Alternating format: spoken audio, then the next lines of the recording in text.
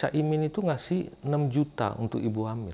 Itu apa benar program begitu? Saya membayangkan kalau 6 juta untuk ibu hamil, 600.000 per bulan selama 10 bulan. Khusus untuk mengurusi gizinya, jumlah kehamilan itu kira-kira 3,5 juta. Sehingga cuma dibutuhkan kira-kira hampir 27 sampai 30 triliun lah. Kecil sekali. Bayangkan 27 sampai 30 triliun untuk ibu-ibu hamil dengan makan siang gratis 400 triliun. Berapa yang bisa kita hemat? Ukuran orang miskin itu lantai rumahnya dari tanah. Kemudian dibikinlah program, disemen lantai rumahnya. Apakah dia kemudian hilang dari kemiskinannya? Tetap miskin loh. Karena penyebab miskinnya bukan karena lantai dari tanah, itu cuma dampak. Orang miskin, makan siangnya jadi berkurang. Karena dia miskin, makan siangnya jadi berkurang. Nggak bisa beli. Kalau kita pasok makan siangnya, apakah dia keluar dari kemiskinan?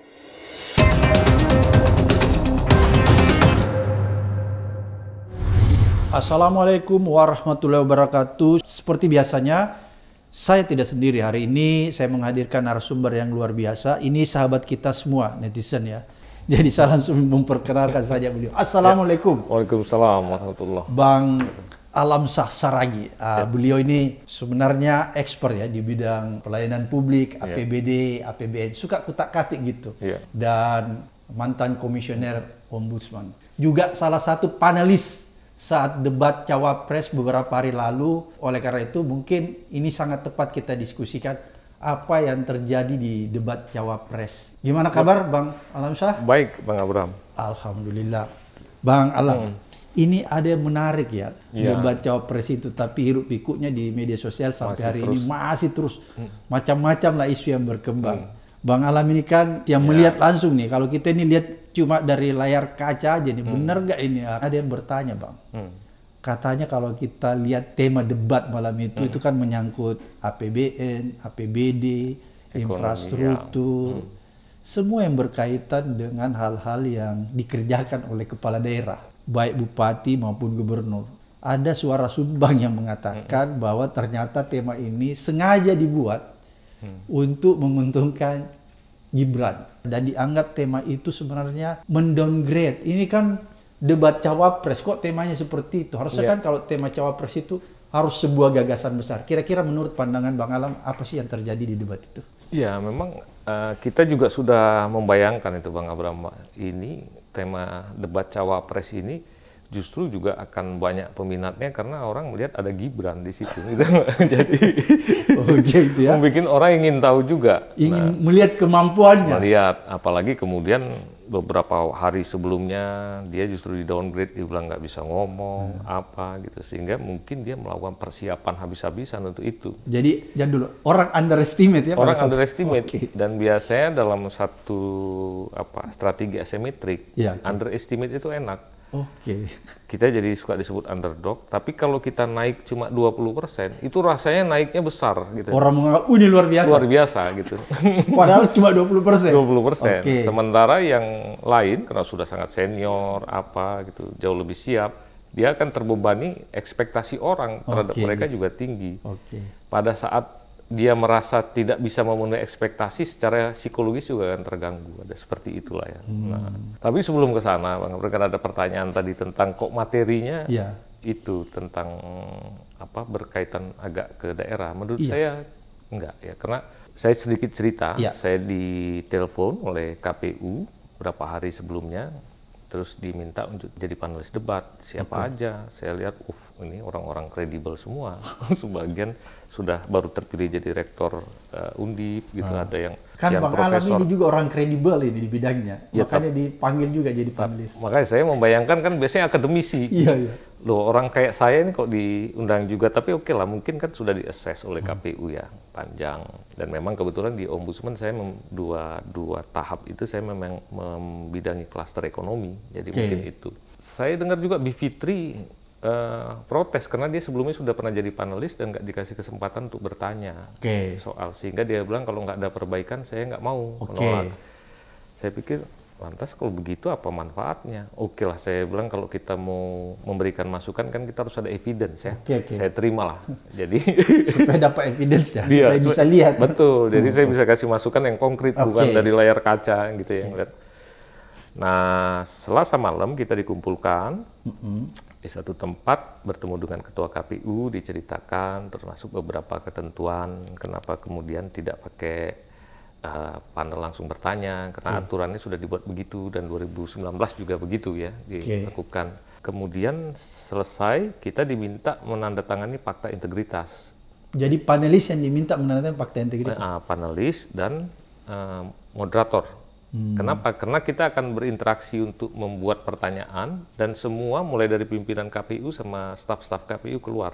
Nggak boleh ada di dalam ruangan itu, menghindari kebocoran.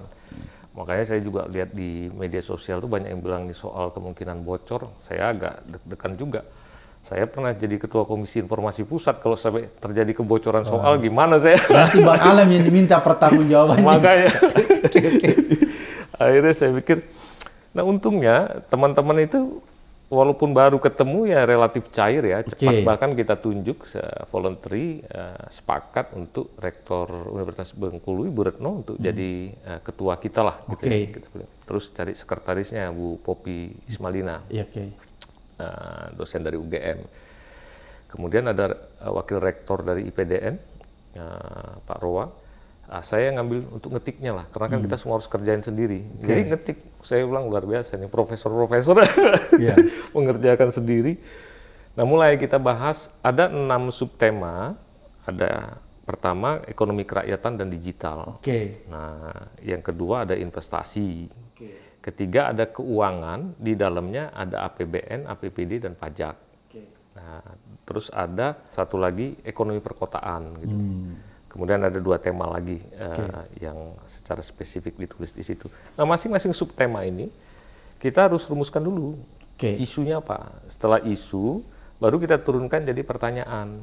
Nah, waktu mau bikin pertanyaan, kebayang Bang Abraham, ini ekonom semua, profesor. Ekonom itu kalau mau bikin konteks, dia terbiasa pakai data. Sementara untuk pertanyaan kita itu durasinya hanya bisa 20 detik. Sehingga nggak boleh terlalu banyak data untuk konteks, baru kemudian kalimat pertanyaan. Saya cek debat di Amerika, ternyata juga sama. Jadi memang harus pertanyaan efektif dibikin. Nah kemudian dirumuskan lah. Jadi satu subtema itu ada 3 pertanyaan yang nanti dipilih pada saat itu. Jadi pakai nomor itu waktu acara itu diambil itu kan? Diambil. Muncul persoalan, kalau soalnya beda-beda nggak fair juga, jadi harus dikalibrasi supaya sama. Untuk kalibrasi gimana? Kita harus diskusi juga sama moderator, karena dia yang akan membacakan. Nah, kemudian selesai malam itu, pagi besoknya, kita diskusi dengan Alvito, satu moderator lagi yang dari Kompas. Nah, kemudian di dalam diskusi itu ada 2 kalibrasi, bagaimana 3 soal ini nggak timpang. Jangan sampai tiba-tiba dapat yang mudah, yang berikutnya sulit. Sudah beres itu, yang kedua kalibrasinya jangan sampai tendensius untuk mendukung salah satu. Nah saya bersyukur teman-teman yang sesama panelis ini tampak sekali netral. Jadi semua langsung sensitif, ini netral apa enggak ini, gitu. Ada tendensius atau tidak. Tersaring sampai situ. Berikutnya sebelum sampai sana, waktu kita mau mulai membahas soal juga kita berpikir ini HP ini kan bisa bocor, masuk Pegasus atau apa gitu, didengar. Jadi ada kesepakatan semua HP dimatikan saat pembahasan. Soal diketik, satu ditaruh filenya dalam flash disk, flash disk dipegang oleh Ibu Ketua tiap kali. Terus soal itu setiap diketik, kan kita harus masukkan dalam amplop tuh, setelah beres, disegel. Nah sisanya yang masih ada catatan-catatan edit, itu kemudian kita minta ke KPU, ada mesin penghancur kertas, dihancurkan betul. Nah, orang KPU yang hancurkan ya? Kita, karena mereka nggak boleh masuk, cuma bisa nganter, kita break sebentar, dia yang mengantarkan mesin penghancur, kita ya. Oh jadi Bang Alam lihat sendiri tuh menghancurkan? Berarti clear nih, nggak ada yang bocor? Nggak ada lah, insya Allah nggak. Soalnya sampai detik ini saya juga mencurigai soalnya. Jadi ini saya udah mulai clear nih, berarti Bang Alam hancurkan ya? Hancurkan, saya menyaksikan, semua kita lihat. Aman ya, yang lain nggak ada yang bocorkan? Nggak ada, karena nggak bisa keluar HP juga mati. Hanya kalau sudah keluar ruangan, kita makan baru gitu ya. Istirahat sebentar, balik lagi HP udah harus mati lagi. Nah kemudian ini gimana soal menyerahkannya? Jadi sudah diatur bahwa soal itu dimasukkan dalam map, dipegang sama ketua. Dalam perjalanan kita naik bus itu ke sana, ya kita saksikan, jangan sampai flash disk jatuh atau apa. Diserahkan di depan peserta debat itu. Oh, jadi baru itu malam? Baru Okay. disahkan, terus diserahkan ke ketua KPU. Ketua KPU saat itu juga menyerahkan moderator, terus ditata dan kemudian dibuka oleh moderator ketika dia mau bertanya. Jadi rasa saya insya Allah nggak ada kemungkinan bocor itu. Kalau soal bocor nggak ada ya? Ya. Ada nggak briefing sebelumnya dari KPU? Briefing di KPU itu cuma menceritakan proses debat yang kemarin, ketentuan-ketentuan termain. Selanjutnya mereka serahkan ke kita. Tema ada nggak diberikan? Kalau tema sudah baku, kan sudah diumumkan ke publik. Ada Ya. subtema yang sudah diumumkan ke publik. Subtema itu mau meruskan isu utamanya segala macam, mereka nggak campur tangan. Yang menarik, Bung Alam, ini kan sebenarnya tema besarnya itu kan digariskan oleh KPU. Kalau kita lihat ya, tema itu seperti tema yang boleh dikatakan hampir 100% dikuasai oleh kepala daerah. Baik di tingkat bupati, kota maupun gubernur. Saya tuh membayangkan begini, ini kan debat calon wakil presiden ya. Biasanya kalau debat calon wakil presiden itu dia lebih membutuhkan gagasan.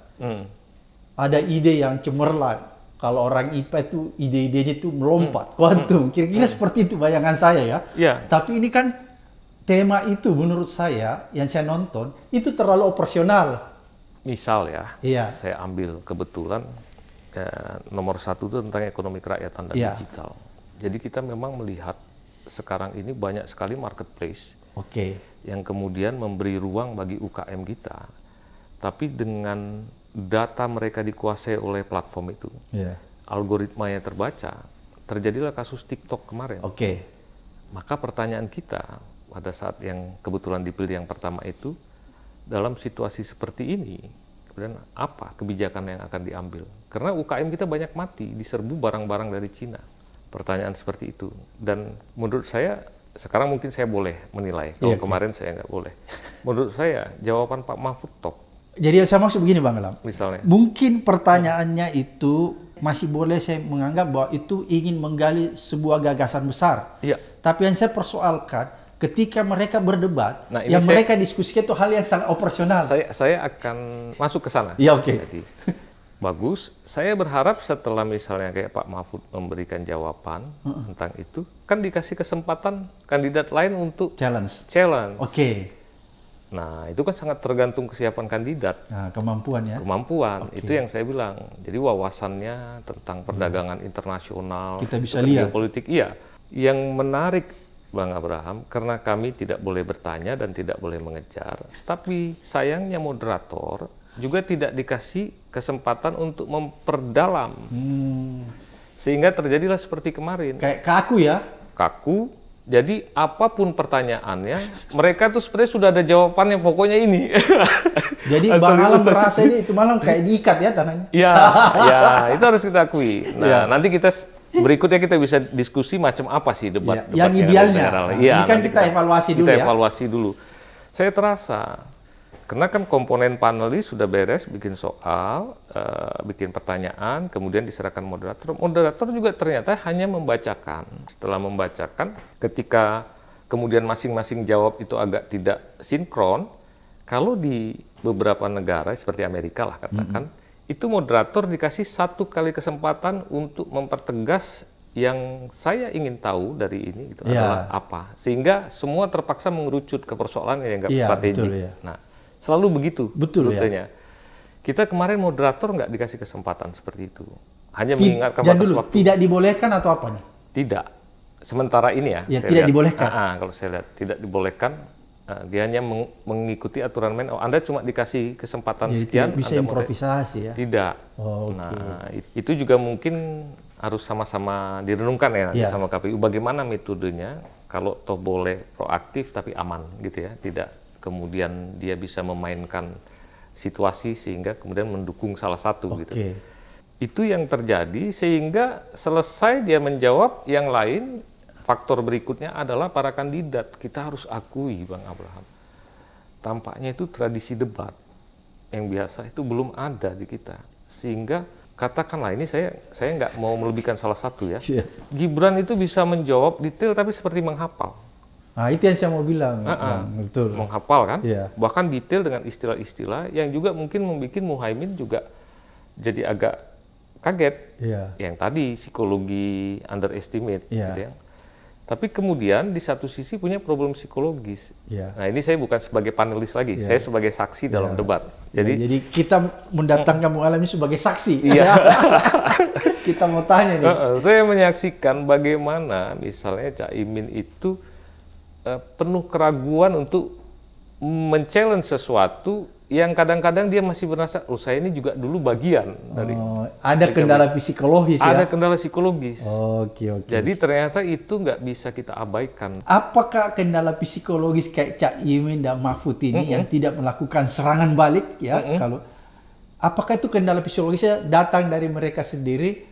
Atau sebelumnya mereka ditelepon, kamu ini kan dulu masih menteri, jangan melakukan ini. Kira-kira gimana? Nggak ada kira-kira. Kalau sampai itunya sih nggak. Saya sih kira-kira saya percaya lah ya dengan Pak Mahfud kalau dibegitukan makin jadi. Gitu. Cuma saya lihat itu secara tidak langsung kan akan terasa ya, di mana tadinya sudah sempat ikut. Nah itu juga dieksploitasi kan oleh Gibran. Menurut saya sah juga. Dibilang misalnya Gus Imin kan ikut ke IKN melihat. Nah itu yang membuat mati gaya istilah orang sekarang. Di dalam sejarah debat-debat presidensial itu ketika ada satu kandidat yang terlalu dekat dengan satu kandidat sebelumnya yang punya efek negatif, juga dia akan kecenderungan punya kerumitan seperti itu. Nah saya lihat sekali itu. Sehingga walaupun banyak salahnya gitu ya dalam beberapa diksi, saya melihat misalnya Gibran, dia sebut indeks I-Core. Nggak ada indeks I-Core itu, yang ada dalam ekonomi itu I-Core. Nggak dalam persen. Tapi orang sudah terkesima dulu. Terus ada pertanyaan yang mungkin mirip dengan Jokowi ya, strateginya dulu. Bertanya sesuatu yang orang nggak tahu. Nah itu harusnya kan moderator boleh tuh. Iya, meluruskan. Meluruskan satu. Orang kemudian bilang, oh ini moderator nggak dikasih. Tapi juga lagi-lagi faktor peserta. Saya membayangkan Muhaimin kan bisa bilang, kalau sudah begini, saya paham yang Anda maksud, tapi karena cara Anda bertanya itu menimbulkan jebakan bagi saya, untuk kali ini saya tidak akan menjawab karena itu tidak sesuai dengan adabnya debat. Gitu. Mohon maaf. Gitu kan? Boleh begitu. Sehingga kemudian terjadi balancing. Begitu juga ketika misalnya Pak Mahfud ditanya tentang carbon storage itu. Pak Mahfud kan boleh juga tidak merespon dengan menjelaskan proses pembuatan hukum, tapi bilang, Mas Gibran, upaya Anda ini sangat bagus, saya paham itu penting, tapi itu kan sudah agenda di debat yang berikut, bukan sekarang. Maka dengan berat hati saya tidak akan menjawab itu. Jadi kan publik akan merasa ini setara. Persoalannya apakah dua kandidat kita, Gus Imin dan Pak Mahfud, sudah sampai mempersiapkan diri untuk begitu. Sementara kalau saya dapat informasi, Gibran memang mempersiapkan diri. Iya, udah dilatih nih. Jadi menurut saya orang yang bekerja keras, walaupun dia cuma naik 20% karena awalnya diestimasi rendah, kemudian jadi rising star lah di situ kesannya. Walaupun ini perbedaan debat di kita. Kalau di luar sana, kemudian ada panelis yang biasanya oleh media yang kredibel, misalnya Independent Daily kalau di sana, itu ditaruh memang beberapa orang yang ada ahli ekonominya karena topik itu, bahkan ada ahli komunikasi politik. Begitu selesai debat, mereka juga melakukan panel sendiri menilai proses debat itu. Nah ini absen, di kita nggak ada. Kita cuma nonton bareng, ngundang 3 pihak, ada ahli, tapi tidak melakukan penilaian secara detail dan dikeluarkan skor. Kalau di luar sana, kelihatan awalnya kita rising star, tapi ketika para panel ini sudah ngomong tentang penilaiannya itu, kemudian publik bisa terhenyak. Wah, ini ngawur gitu, bisa berubah. Nah, jadi balancing itu dilakukan seperti itu di sana. Di kita nggak ada. Jadi kesannya begini ya, Bung Alam. Itu malam kayak ada tuh zaman dulu kita sering nonton di TVRI ya, cerdas cermat. Iya, kesannya begitu. Jadi orang kayak menghafal, sehingga lihat aja tuh ekspresi mereka kayak Gibran. Itu kan kayak dia kayak berpikir gitu kan, kalau menjawab, bertanya kayak berpikir gitu, nggak lepas. Itu kan seolah-olah ada hafalan yang dia berusaha keras untuk kira-kira apa sih yang harus dirubah sehingga kesan ini berikutnya tidak terjadi lagi. Saya menelusuri dulu kenapa skema debat ini diubah, kok tidak bertanya panel. Ada pembicaraan dulu almarhum Ferry Mursidan ya, bilang kita akan ingin meniru debat Amerika antara Obama dan McCain. Saya memang dulu mengikuti debat itu kebetulan, dan di sana itu tidak pakai sistem panel akademisi, tidak begitu Pak. Jadi ada satu ruangan gitu, podium, terus kemudian bundar, tapi di sini ada kayak kelompok-kelompok yang mewakili kepentingan publik. Oke. Jadi kalau temanya pendidikan, yang bertanya itu diminta oleh moderator, biasanya mewakili kelompok itu boleh jadi orang tua mahasiswa atau mahasiswa. Kalau isunya yang paling penting bagi mereka, harga biaya kuliah mahal, sehingga mereka nggak bisa lanjut kuliah, maka itu yang keluar. Jadi pelakunya? Iya, representasi pelaku. Dan mereka kemudian juga disuruh menuliskan pertanyaannya dalam batas sama, ternyata 20 detik kira-kira dalam satu kertas. Ada yang dia sudah hafal, dia tidak perlu membaca, dia lisan. Ada yang dia membaca. Ada yang dia ngomong terus agak lupa, ya dikeluarin dibaca gitu. Tapi itu disimpan oleh dia, nggak boleh dibuka ke publik. Jadi orang kayak saya itu diwakili orang yang merupakan proksi publik kalau di sana, namanya publikum. Jadi dia yang kemudian menanya bertema. Setelah menanya, kemudian dia tidak akan bertanya lagi. Kemudian dijawab oleh kandidat yang satu, kemudian dikasih kesempatan kandidat yang dua. Tapi itu dalam dialog, kandidat 1 dan 2 itu sudah bilang, saya berbeda dengan apa yang ada dalam program. Misalnya waktu itu Romney dengan Obama. Saya Romney, saya berbeda dengan apa yang dibilang oleh Senator Obama misalnya. Dalam hal ini saya akan melakukan A, B, C, D. Begitu Obama dikasih sampai, memang saya sudah mengetahui dalam kampanye Romney dia akan melakukan itu, tapi menurut saya ada kelemahannya. Jadi langsung kontradiksi dia, Pak. Nah, selesai moderator, kemudian setelah memberikan kesempatan, bagian dari moderator untuk mendalami. Jadi dikasih kesempatan satu tahap lagi, moderator itu. Tadi Anda berdua sudah membicarakan strategi masing-masing, tapi masih ada yang menurut saya harus Anda pertegas. Bagaimana Anda membiayai sementara misalnya tax ratio Anda terlalu rendah. Program Anda itu besar, bagaimana meyakinkan mereka bahwa janji Anda bisa. Sementara Anda yang tax rasionya sangat besar, dalam program yang Anda ceritakan, Anda lebih banyak membangun energi, bukan pendidikan. Ini bagaimana? Jadi langsung... Jadi kita bisa lihat gagasan brilian dari paslon itu ya? Iya, dan berdebatlah di mereka. Kadang-kadang nggak sadar, itu di antara mereka ada yang langsung mau ngomong. Nah, itu tugas moderator. Nanti santai dulu, gitu. Boleh. Nah, yang mirip panelisnya itu memang hanya membacakan. Kalau kita malah yang bacakan moderator. Nah, itu yang kurang. Jadi, yang disebut panelis di sana itu kadang malah yang saya bilang tadi, dari media, jurnalis, selesai debat, mereka kemudian menganalisis, mengeluarkan skor. Jadi kayak juri. Nah, itu kalau mau meniru Amerika ya harusnya ya seperti itu, sehingga yang ditanya orang kok nggak ada pendalaman. Jadi kalau kayak kemarin, satu ngomong kemana, satu ngomong ke sini, tugas moderator tuh bisa menanyakan, ini Anda bertiga belum mendapatkan fokus yang bisa kita pegang untuk menjanjikan pada publik. Kenapa pada saat malam itu moderator tidak memberikan penalti kepada Gibran yang menggunakan istilah-istilah ya saat bertanya singkatan itu? Kenapa dia nggak memberikan penalti? Pertama, aturan mainnya tidak memberikan kewenangan. Nah, sekarang kan KPU sudah menyatakan tidak boleh menyebut singkatan, harus apa. Jadi kan regulatornya KPU. Waktu itu belum ada ketentuan seperti itu, sehingga kemudian kebingungan. Sistem debat kita harus kita perbaiki, sehingga bisa lebih fair, memberi keluasan bagi moderator untuk melakukan kontrol. Terus kemudian diperbolehkan didorong untuk ada panel-panel di luar yang bisa menilai skor hidup, itu jadi satu debat. Tapi di luar itu juga ekosistemnya harus diperbaiki. Satu, harus ada subsidiary debat yang dilakukan misalnya di pasar modal dan lain sebagainya. Yang kalau kita menunggu pasif aja nggak terjadi juga sayang. Jadi mungkin KPU boleh menginisiasi juga. Kalau kira-kira secara keseluruhan bisa nggak Bang Alam memberikan skor? Kalau tidak bisa, bila juga nggak bisa nggak apa-apa.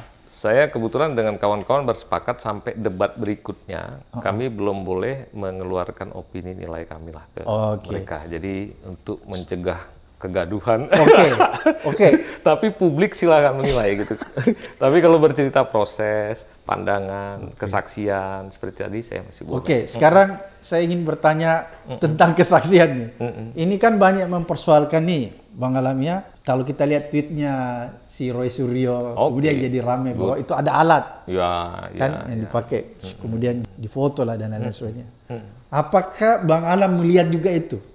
Atau nggak sempat memperhatikan? Saya kebetulan kan orang yang hobi untuk menganalisis risiko. Oke. Waktu di Ombudsman itu kan salah satu tuh risk management ya, kita lihat risk assessment.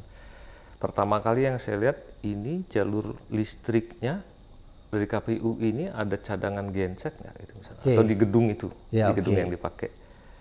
Kalau itu nggak ada itu berarti udah ada risiko besar. PLN mati, plem gitu ya. Situasi mood debat bisa berubah. Mengganggu fairness juga bisa terganggu. Orang yang sedang terpojok, sedang diserang, mati itu bisa rugi, bisa untung. Satu, saya nggak tahu, saya belum melakukan assessment yang kayak gitu kan harus dilihat di KPU ditanya. Andai kata memang ada berarti aman. Yang kedua mic yang paling rentan. Untuk ngomong. Saya kan dengar kenapa harus 3? Kalau biasanya itu paling banyak 2 atau 1. Kalau 1 berisiko, kalau salah satu rusak, baterainya ini kan jadi nggak adil juga. Sehingga dia dibikin 2 itu supaya tetap stabil. Kayaknya kurang yakin dibikin 3. Kemarin sampai yang mic. Itu berarti standar ketat. Ada lagi yang tanya ke saya tuh, kirim WA. Saya mau bertanya sama panelis, walaupun sebetulnya bukan urusan saya, ditanya. Itu apakah di dalam mic yang 3 itu ada yang alat untuk mendengar dari pengarah? Saya luar biasa. Tapi nggak apa-apa, itu kan artinya concern ya, public concern. Saya mau jawab, nggak mungkin. Pertama saya bilang itu sebetulnya bukan arena kemenangan saya untuk menjelaskan, tapi kita sebagai warga negara kalau kita boleh sharing-sharing menurut saya. Pertanyaan begitu bagus untuk memastikan bagaimana merespon pertanyaan begitu kan kemudian. Nah, ada 2 kan. Kalau mau melihat itu kan menyangkut kalibrasi dari masing-masing alat. Satu. Terus kedua, betulkah alat itu sama? Wartawan pasti nanya pada yang memegang alat, bisa ya atau tidak. Nah, kalau KPU merasa kegaduhan ini perlu direspon, KPU kan seharusnya bisa bilang, ini alat yang digunakan sama dengan 3 pihak, yang diserahkan kan dipasang, ini berita acaranya gitu ya, sama inilah yang kami berikan. Jadi tidak ada perbedaan. Itu kalau di belakang ada apa segala macam ya kita mana tahu apakah itu lipatan atau tidak. Kalau kemudian orang komplain tetap tidak puas, merasa dirugikan misalnya satu paslonnya, dia gugat. Nah kalau sudah gugat kan skema lain lagi, Pak. Maka kalau gugat ya harus ada forensik, harus ada apa, ahlinya yang menjelaskan. Jadi menurut saya kekhawatiran itu paling minim itu direspon dengan menunjukkan ini loh alatnya, tidak mungkin ada yang berbeda. Nah, kemudian kalau orang masih penasaran ya silakan dilaporkan ke siapa. Mau ke Ombudsman, kalau Bawaslu kayaknya nggak ada tugas untuk itu ya. Itu kan administrasi, pelayanan. Ombudsman bisa melakukan investigasi, bisa melihat kalibrasi misalnya itu. Sehingga publik juga tahu, oh begitu caranya kalau mau mencek fairness itu gitu. Jadi bukan perang opini, orang sama-sama nggak punya evidence. Saya sendiri pada saat itu sempat terpikir apakah ada kemungkinan perbedaan nih. Tapi kalau lihat mic-nya semua sama 3, nah saya kan nggak tahu setelah saya keluar baru tiba-tiba mungkin ada yang ngambil gambar dari belakang ya, dari baju baru kelihatan. Tapi kan terlalu spekulatif kalau saya menyatakan ada alat untuk direkam. Nah kan kalau mau tanya KPU, prosedur pemasangan macam apa, unit mana, apakah bisa dijamin gitu. Tapi saya senang dengan kritisnya publik itu, setidak-tidaknya kan KPU juga kan mulai berpikir untuk menjelaskan macam apa. Begini Bang, apakah panelis itu tidak ditempatkan oleh KPU sebagai orang yang juga bisa bertindak sekaligus sebagai wasit? Paling tidak begini, misalnya kayak Mike gitu ya. Ini nih Mike, jadi nanti panelis juga diperlihatkan, karena kan dia juga wasit, enggak ya? Itu enggak. Nah, itu yang saya mau bilang. Jadi mungkin bahkan tidak terpikir, atau bahkan kalau toh terpikir, apakah betul panelis itu mau diekspan sampai tingkat seperti itu? Itu kan udah urusannya bagaimana ke depan kita memikirkan setting keseluruhan yang baik ya. Siapa yang bisa menjadi juri, siapa yang bisa menyaksikan, apakah hanya panelis sekedar untuk menanyakan gitu kan, ataukah ada tugas lain. Aturan mainnya sampai saat ini ya baru seperti itu Bang. Jadi tugas kami itu sampai soal itu diserahkan, dibacakan, soal selesai tugas panelis. Kalau begitu saya ingin tanya nih sama Bang Alam, orang yang lama berkecimpung di Ombudsman, menyangkut pelayanan publik nih. Kalau Bang Alam lihat itu malam, kan itu ada tema masalah APBN, APBD. Ya. Kalau bicara tentang APBN, APBD, investasi daerah, terus kemudian ekonomi tadi yang Abang katakan itu kan setidak-tidaknya beririsan dengan pelayanan publik ya. Ya. Dari ketiga paslon ini, mana yang menurut Bang Alam itu dia bisa menjelaskan strategi yang menurut kita itu bisa diterima akal sehat tentang pelayanan publik? Ini jujur karena saya harus menilai ya tanpa ada upaya berpihak, tidak satupun kalau saya. Jelas misalnya pertanyaan kemarin itu kan kita mau tahu, kalau toh daerah, sebetulnya kita tidak bertanya secara spesifik kepada orang yang sudah punya pengalaman di daerah. Daerah sudah dialokasikan anggaran APBD, tapi daerah perkotaan misalnya itu harus membangun satu kawasan-kawasan yang mungkin APBD-nya terbatas, tapi perlu dipercepat. Karena satu kota dengan kota lain itu perlu kan untuk saling mendukung. Pertanyaan kita, dengan APBN yang sudah terbatas tinggal sepertiga untuk belanja pembangunan itu, instrumen fiskal apa yang bisa diberikan atau diciptakan agar bisa memberikan bantuan ke daerah tanpa membebani anggarannya. Kalau daerah disuruh menghutang, ya beban anggarannya mungkin jadi naik. Pertanyaan kita itu. Tapi tiba-tiba yang keluar menjawab pakai CSR. CSR itu bukan instrumen fiskal. Jadi menurut saya dalam hal itu tampak sekali semua tidak siap. Bahkan bercerita langsung public-private partnership. Itu kan joint venture aja dalam bisnis. Itu bukan instrumen fiskal dari pemerintah pusat. Iya, venture capital lah apa begitu. Atau kerjasama dengan swasta. Yang kita mau tahu apa sebagai presiden. Cara Anda itu untuk meringankan beban di daerah itu, instrumen fiskal apa? Boleh jadi kan kemudian sadar misalnya bahwa ya kita harusnya bisa menerbitkan obligasi yang di-earmark, artinya dikasih tanda spesifik untuk membantu infrastruktur daerah kawasan. Jadi menerbitkan obligasi tapi tidak dipakai untuk belanja yang lain-lain, yang spesifik khusus untuk membenahi puskesmas rusak misalnya. Khusus untuk bangun jalan yang menghubungkan antar satu kota dalam satu provinsi. Kan harusnya ada pikiran seperti itu. Biarkan pusat yang menerbitkan obligasinya. Kami akan bantu seperti itu. Tidak satupun. Tidak satupun? Tidak satupun. Biar Caimin, Mahfud enggak juga? Caimin, Pak Mahfud, even Gibran. Kalau saya boleh menjelaskan, panelis memang tidak pada posisi untuk mencek siapa yang benar, siapa yang salah. Tapi kan kami mau melihat aliran pikirnya. Boleh jadi ada dua perbedaan cara pandang. Kami tidak akan menggunakan instrumen obligasi karena akan membebani hutang. Yang satu lagi bilang kami tetap akan pakai obligasi karena pada dasarnya setelah perkiraan saya, obligasi ini bisa dicari yang bunganya murah. Nggak ada yang punya gagasan seperti itu. Itu kan harusnya kan perdebatan seperti itu, kelihatan. Ini mau diurus sekian kota di Indonesia. Karena kan topiknya bagaimana untuk perkotaan. Sementara kalau kita lihat kota-kota sekarang kami bukan nggak tahu, kami mau mempercepat membangun ini, tapi anggaran kami udah habis untuk pegawai, untuk apa. Nah, itu kemarin nggak keluar. Nggak kelihatan ya? Nggak kelihatan. Saya sendiri berpikir, tampaknya memang tradisi debat yang agak sampai dalam seperti itu, dalam konteks pemerintahan negara, belum. Walaupun saya melihat ada kandidat presiden yang sudah mulai juga bisa masuk sampai ke sana ya. Mungkin karena pengalaman jadi gubernur, harus alokasikan agak lebih sistematis. Tapi kemarin tidak ada. Saya coba menilai, walaupun penilaian saya tidak dalam rangka salah atau benar, tapi kami tidak menemukan. Jadi ibarat ini kita kecewa penonton ini.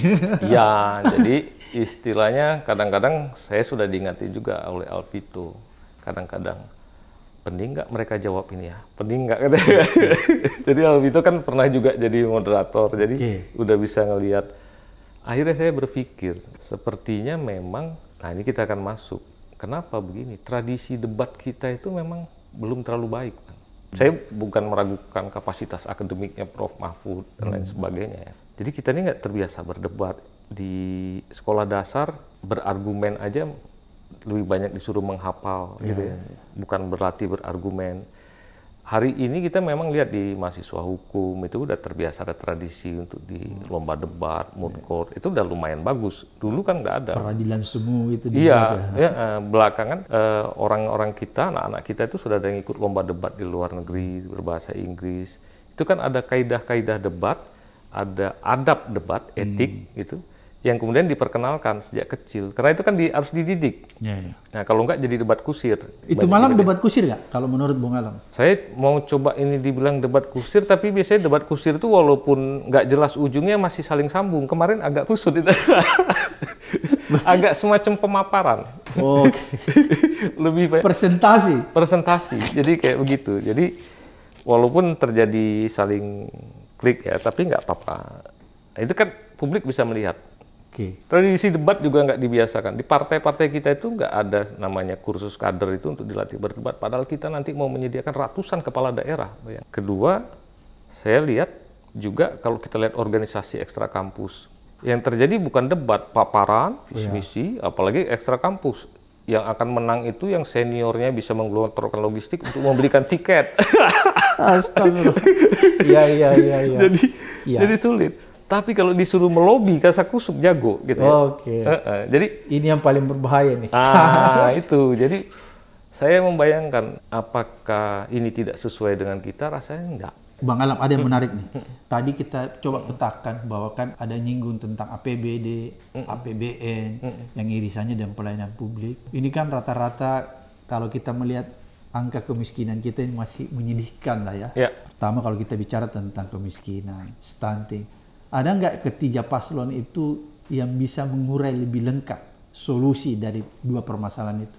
Kita kan sudah tanya beberapa hal, misalnya dengan anggaran terbatas untuk bangun infrastruktur sosial. Anda mau lebih bangun infrastruktur atau membangun yang sosial? Gitu ya. Nah, dijawablah kemudian oleh salah satu kandidat, dua-duanya jadi prioritas. Orang bertanya, pertanyaannya kurang tajam. Saya bilang enggak, kan harusnya kandidat lain ketika satu ngomong dua-duanya jadi prioritas, dia kan harus challenge. Untuk melihat ini gimana. Terus tiba-tiba keluar makan siang 400 triliun misalnya ya. Saya menunggu tuh, ini bagus nih. Menunggu yang lain, 400 triliun itu kalau ada, apakah dihabiskan untuk makan siang gratis, berapa lama, atau kita harus membangun hal-hal lain sehingga rakyat kita tidak perlu makan siang gratis karena mereka mendapatkan pekerjaan dan bisa membeli makanannya sendiri. Harga dirinya tidak jatuh. Kan harus sampai ke sana. Itu kan silahkan aja yang tetap mau bertahan 400 triliun itu mempertahankan. Boleh jadi misalnya. Satu, ini tidak ada kaitan dengan kandidat. Misal, 400 triliun ini juga jangan dilihat hanya sekedar memberikan makan siang, tapi akan menggerakkan ekonomi lokal. Apa? Karena dia akan menimbulkan dapur umum, akan membeli telur, bisa membeli daging, membeli beras. 400 triliun belanja yang akan menggerakkan ekonomi. Boleh dong satu challenge. Kita bikin food estate aja, kontraktornya aja, dari sisi governance kok ada orang-orang yang terindikasi dekat dengan partai tertentu. Jangan-jangan 400 triliun ini nanti bermunculan kontraktor baru. Iya. Ini namanya praduga boleh.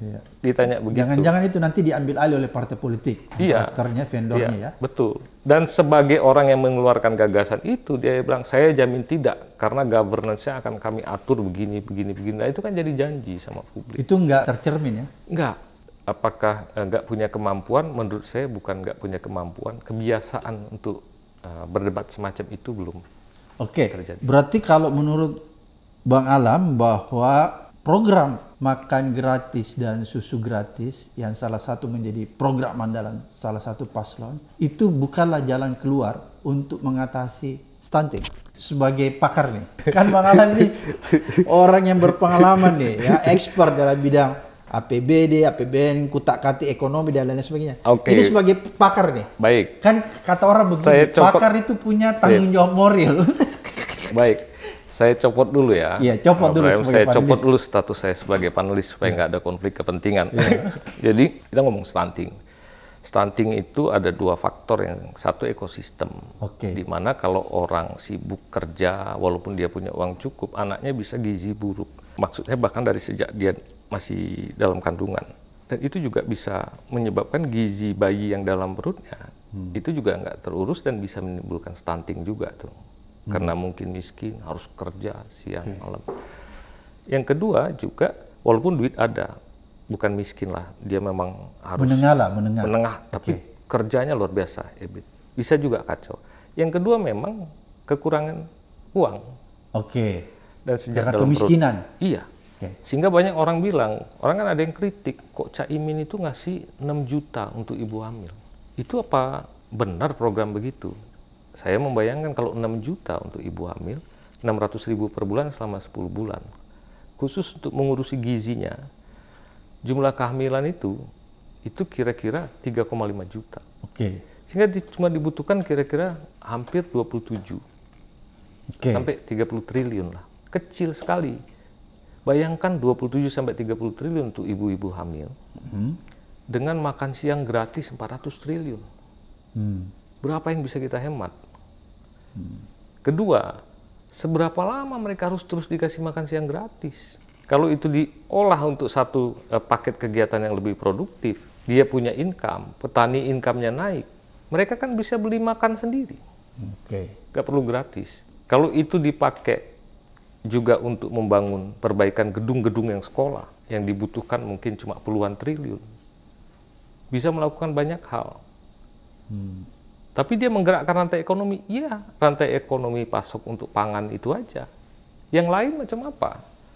Jadi menurut saya kalau mau memecahkan stunting, apakah 400 triliun itu bisa? Bisa jadi tidak akan menyentuh stunting. Kenapa? Karena dia makan siang gratis untuk semua. Bayi yang dalam kandungan, apakah kemudian dengan makan siang gratis itu tercukupi gizinya? Belum tentu. Nah, kalau makanan siangnya tidak bergizi, cuma sekedar mengenyangkan? Iya, kan ada attitude juga yang harus dilakukan. Sementara kalau kita sediakan 30 triliun, kita bisa, ibu-ibu itu dijamin gizinya, ada penyuluhnya, sehingga bayi itu sejak dalam kandungan sudah terjamin? Terjamin. Oke. Berikutnya naik. Jadi saya bilang, 400 triliun itu lebih dari cukup sebagai anggaran untuk menyelesaikan stunting, berkali-kali lipat, 10 kali lipat. Tapi kalau dibentuk programnya adalah makan siang gratis, boleh jadi sama sekali tidak teratasi stunting. Tidak tercapai anunya? Tidak tercapai. Dengan kata lain adalah perencanaan yang buruk. Targetnya apa, kok penyelesaiannya makan siang gratis misalnya gitu. Nah ini saya lagi-lagi saya bukan panelis ya. Ini sebagai orang ekonom atau orang yang lama menggeluti pengawasan pelayanan publik. Gitu loh. Jadi akar masalahnya apa itu yang harus dibidik dan belum tentu budgetnya harus besar. Jadi persoalannya sebenarnya itu ya, program yang tidak bisa diharapkan menyentuh hasil yang diperkirakan ya? Iya, karena dia tidak menyentuh akar persoalannya. Kan kalau orang mau merencanakan itu, ini ada masalah, simptom, apa penyebab antaranya, apa penyebab mendasarnya. Oh, penyebab mendasarnya ini, maka mengatasinya seperti apa, baru turun anggaran yang diperlukan berapa. Jadi sama sekali kalau Bung Alam lihat, program-program itu sebenarnya lebih bersifat meninabobokan orang? Iya, gimmick. Oh, gimmick ya? Saya mau kasih contoh satu. Ya. Kalau yang agak analog lah dengan itu ya. China itu pernah mengalami satu kondisi yang unik. Dilakukan penelitian oleh Stanford University untuk anak-anak usia sekolahnya itu ada kekurangan gizi, malnutrisi. Udah di riset, tapi kemudian di dalam pekan policy brief di Partai Komunis Cina itu, Stanford itu menyarankan solusinya. Setiap hari itu anak-anak Cina itu pagi harus minum susu dan telur. Partai Komunis Cina mengadopsi itu jadi program pemerintah Cina, dan kemudian telur dibeli dari peternakan lokal, juga susu. Jadi menggerakkan juga di sekolah-sekolah. Dilakukan jangka panjang. Dalam belasan tahun dievaluasi. Ternyata memang terjadi perubahan untuk fisik, kesehatan. Sehingga kalau sekarang kita lihat pekerja-pekerja dari Cina, kuat-kuat. Ya selain badannya begitu, kalau datang ke Indonesia, orang lain itu pagi pergi, dia juga membawa satu tas isinya susu dan telur. Kalau dia mengerjakan eskavator itu, orang Indonesia sudah makan siang, istirahat, dia tetap bekerja dan dia minum susu yang banyak itu sama telur. Tetap kerja. Kenapa kok terbiasa begitu? Sudah dibiasakan dari SD. Nah, jangka panjang, tapi bukan makan siang gratis. Dia memang jangka panjang. Adakah yang menyediakan makan siang gratis? Ada, Jepang. Tapi apakah untuk seluruh masyarakatnya sampai 400 ribu? Enggak. Cuma untuk anak-anak sekolah. Kenapa? Karena di Jepang itu sekolah sampai sore. Maka dibikin makanan yang sehat. Lagi-lagi saya bilang, yang mau disasar apa? Kalau di sana kan mereka ingin 20 tahun kemudian kesehatan, IQ, kecerdasan anak-anak itu tumbuh, sehingga 20 tahun kemudian Cina itu bisa memimpin untuk itu. Itu di plan. Jadi memang semua dievaluasi, diukur. Lah kalau ini susah tolak ukurnya ya kalau susah. Oke. Goalnya apa? Outcome-nya ya nggak Iya. kelihatan. Saya mau kasih contoh. Orang miskin. Oke. Diukur salah satunya, ukuran orang miskin itu lantai rumahnya dari tanah. Iya. Kemudian dibikinlah program. Disemen lantai rumahnya. Apakah dia kemudian hilang dari kemiskinannya? Tetap miskin loh. Karena penyebab miskinnya bukan karena lantai dari tanah, itu cuma dampak dari kemiskinan. Dan bukan penyebabnya yang di atas Bukan. Orang miskin, makan siangnya jadi berkurang. Karena dia miskin, makan siangnya jadi berkurang, nggak bisa beli. Kalau kita pasok makan siangnya, apakah dia keluar dari kemiskinan? Enggak tuh. Jadi seharusnya yang dipikirkan tuh bagaimana strateginya mengeluarkan mereka dari kemiskinan, bukan memberikan makanan gratis. Betul, itulah yang harus diperdebatkan. Itu malah nggak kelihatan itu ya? Nggak ada. Oke. Dari ketiganya nggak kelihatan? Belum kelihatan. Artifisial. Kalau Bung Alam lihat, itu kan nggak kelihatan tuh dari penyampaian. Tapi kalau Bung Alam lihat dari visi misinya, ada nggak? Di visi misi beberapa ada. Itu kan kita harapkan saling challenge itu kan menurut saya di visi misi, pertanyaan saya, apakah semua kandidat ini membaca dokumen visi misi itu? Harusnya kan begini, kalau debat itu dia mampu mengelaborasi visi misi itu kan? Itu enggak ya? 1-2 keluar program. Pak Mahfud saya lihat sempat misalnya membacakan di bagian akhir 1, 2, 3 program. Yang waktu closing itu? Iya, dia bacalah. Kami akan melakukan ABCD. Tapi juga orang nggak terlalu nangkap. Kan waktu pendek. Memang debat itu kadang-kadang cuma dikasih 2 menit untuk menjelaskan. Dengan dia menguasai materi, visi misinya, dan dia tahu bagaimana cara menyampaikannya, apa bedanya dengan lawan, itu akan menjadi menarik perhatian publik. Tapi kalau nggak ada persiapan, saya maaf nih ya mengatakan, saya nggak boleh mengatakan mereka nggak ada persiapan. Tapi kejadian seperti itu biasanya kalau tidak dipersiapkan dengan baik. Oke, berarti kalau begitu saya coba menempatkan saya sebagai masyarakat biasa di Bang Alam. Kalau melihat fenomena itu, berarti kita tidak bisa berharap banyak dong.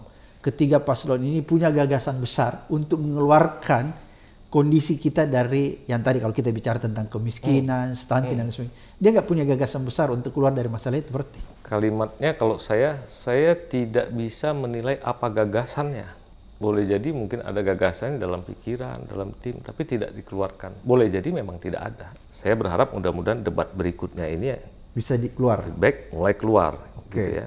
Dan tidak perlu semua disebut, tapi apa yang paling pokok bagi dia, mengena secara masalah dan apa bedanya dengan lawan debatnya. Kan begini Bang Alam, ini kan yang selalu dipersoalkan, yang selalu diperdebatkan itu masalah kemiskinan, masalah stunting. Kenapa ini tadi saya coba elaborasi lebih jauh? Karena ini yang selalu diutamakan ya, diperdebatkan dengan berbagai macam program mereka. Salah satu misalnya tadi yang program makan gratis dan susu gratis. Tapi kan itu ternyata tidak menyelesaikan kemiskinan kan? Iya. Nah, oleh karena itu menurut saya yang kita tunggu sebenarnya dari calon presiden maupun calon wakil presiden itu kan gagasan besar ya.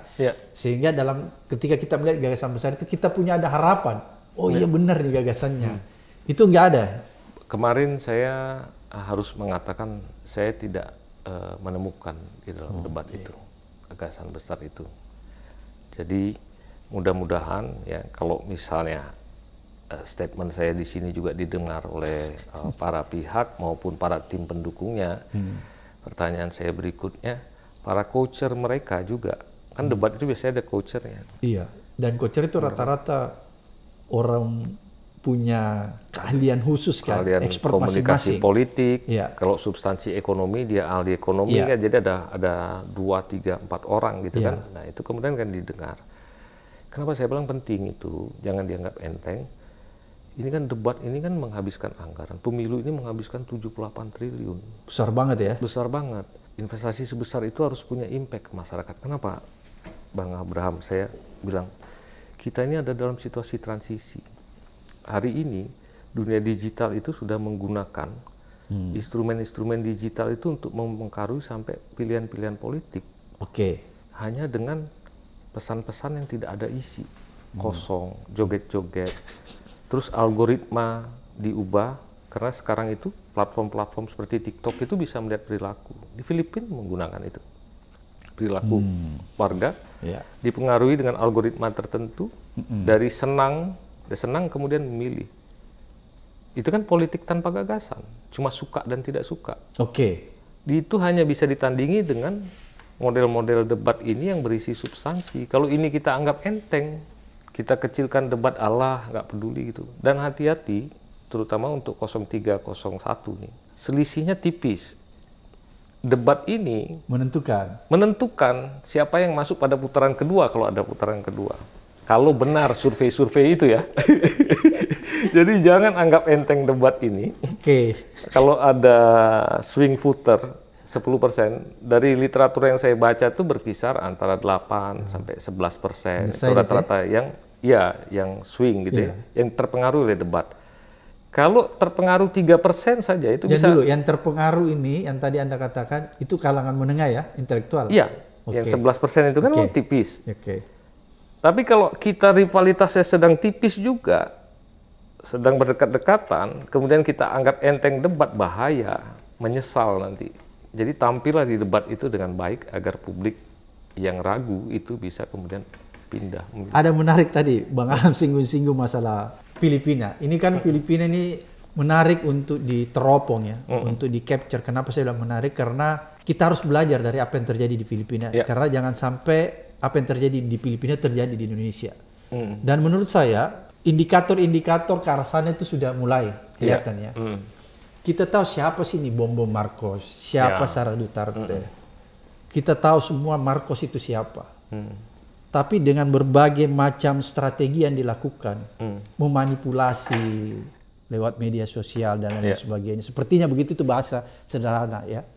Ada manipulasi lewat sosial, jadi seolah-olah tokoh itu dipersepsikan menjadi tokoh yang benar-benar inilah tokoh yang bisa menyelesaikan hampir semua permasalahan yang ada di negara ini. Kan seperti begitu sehingga orang memilih si Bongbong Marcos dan Sara Duterte. Dan kelihatannya ini indikasinya ke arah sana. Indonesia terjadi. Lihat saja tadi yang seperti Bung Alam katakan. Kok gimmick itu dijadikan hal yang utama, bukan gagasan. Dan itulah yang diterima oleh rakyat kita. Dan kemudian orang jatuh cinta dengan gimmick itu kan. Akhirnya ketika dia jatuh cinta pasti dia akan memilih kan gitu logikanya. Dan ini hampir terjadi nanti. Oleh karena itu menurut saya kira-kira apa yang harus dilakukan Bang Alam sehingga kasus Filipina ini tidak terjadi di Indonesia. Karena kalau kasus Filipina terjadi di Indonesia itu kan sama dengan kita amnesia semua ya. Kita salah memilih pemimpin. Kalau salah memilih pemimpin taruhannya kan demokrasi kita. Apakah ini debat menjadi salah satu cara? Debat adalah salah satu cara.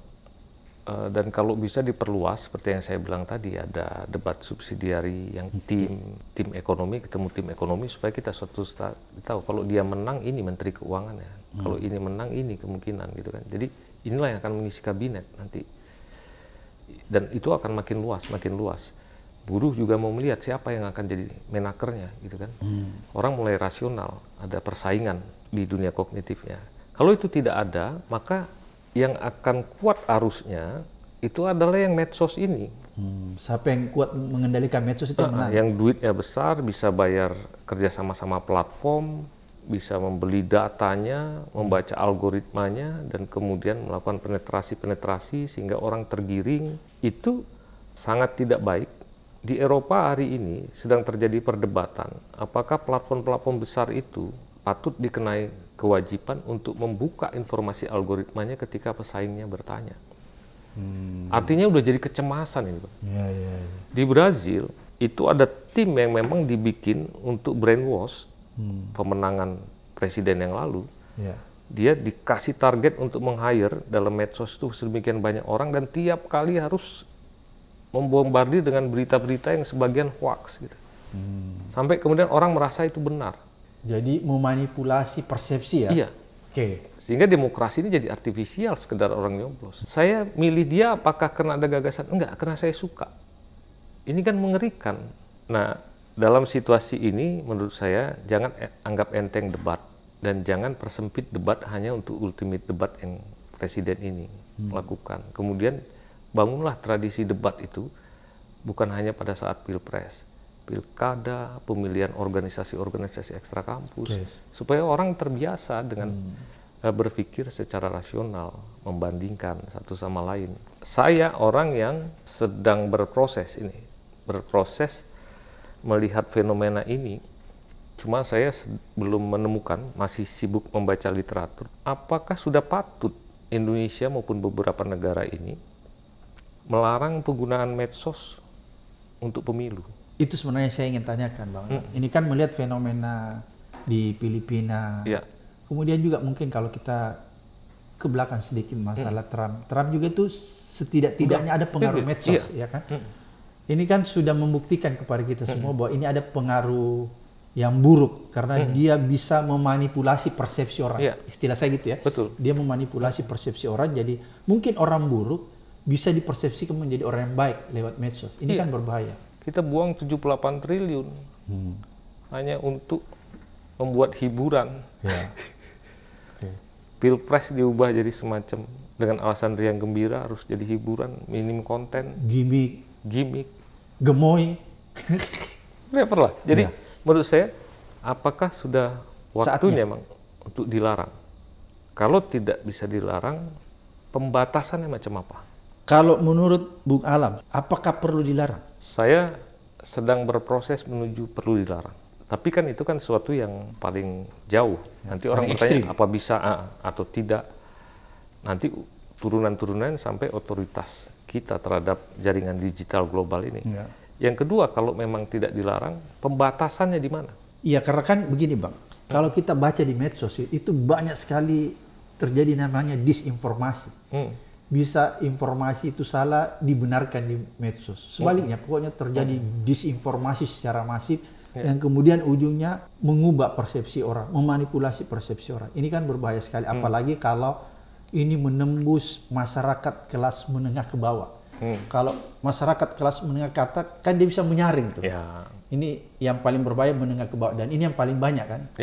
Itu kira-kira menurut Bang Alam tadi sudah bahwa saya akan menuju ke kesimpulan walaupun masih dalam tahap penelusuran literasi literatur bahwa kemungkinan besar memang mudarat medsos itu lebih membawa dampak yang buruk sehingga mungkin suatu ketika kita harus larang ya di pilpres. Sehingga kita tahu bahwa medsos ini akan memberikan manfaat yang besar pada saat digunakan untuk apa. Untuk ini berbahaya. Kalau sudah berbahaya itu kan, maka larang penuh atau larang dengan mitigasi. Atau boleh dengan mitigasi, dengan rambu-rambu. Maka saya lihat ahli-ahli teknologi digital, ahli-ahli hukum digital, itu sudah harus duduk, karena ini menentukan nasib kita. Bahagia betul Cina itu sekarang karena dia nggak patuh sama Google dan lain sebagainya, nggak terlalu peduli, karena dia sudah punya juga sistem sendiri. Rusia, tapi kan kita nggak mungkin sekarang. Nah, menghadapi ini kan harus duduk. Sementara di Eropa sedang bertengkar, apakah algoritma boleh dibuka atau tidak. Gitu. Kita bertengkar pun tidak. Kita larut ya? Larut, kira-kira begitu. Oke, Bung Alam, terima kasih banyak atas penjelasan, pencerahannya. Mudah-mudahan apa yang kita diskusikan hari ini menuntun rakyat kita untuk bisa menemukan sebuah kebenaran ya. Tidak terjebak dengan manipulasi persepsi yang dibuat lewat media sosial.